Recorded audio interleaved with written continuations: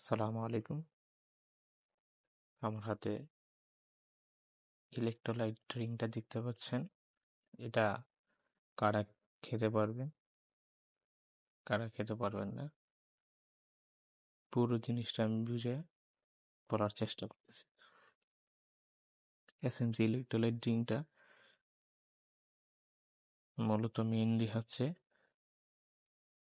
লবণের ঘাটতিটা পূরণ করে। এর সাথে আর অন্যান্য ঘাটতি পূরণ করে। সেটা হচ্ছে যাদের ডিহাইড্রেশন বা পানি শূন্যতা দূর করার জন্য, আবার যাদের শরীর দুর্বল বোধ মনে করে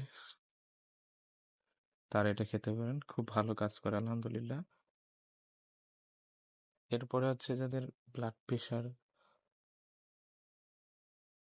খুবই কম বা ব্লাড প্রেশার কমে গেলে এই ইলেক্ট্রোলাইট ড্রিঙ্কটা খেতে পারেন। আবার অনেক সময় হচ্ছে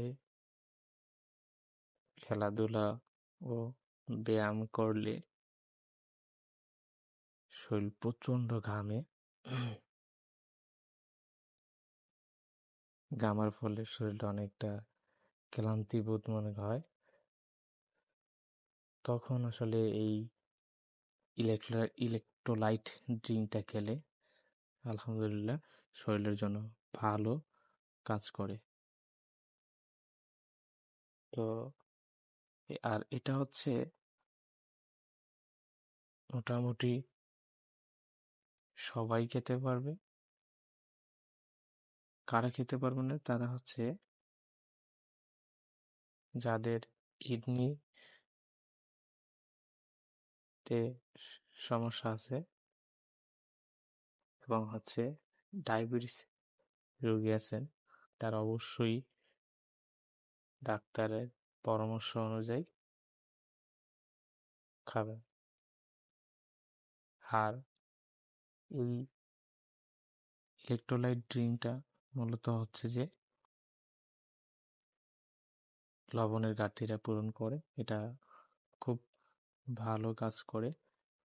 তো আশা করি সবাই এটা খেতে পারবেন, যাদের ওই কিডনি এবং ডায়াবেটিসের রোগের সমস্যা আছে তারা বাদে। আর এটা মূলত হচ্ছে যে সুগারের পরিমাণ কম আছে। তো আলহামদুলিল্লাহ এটা অনেক ভালো একটা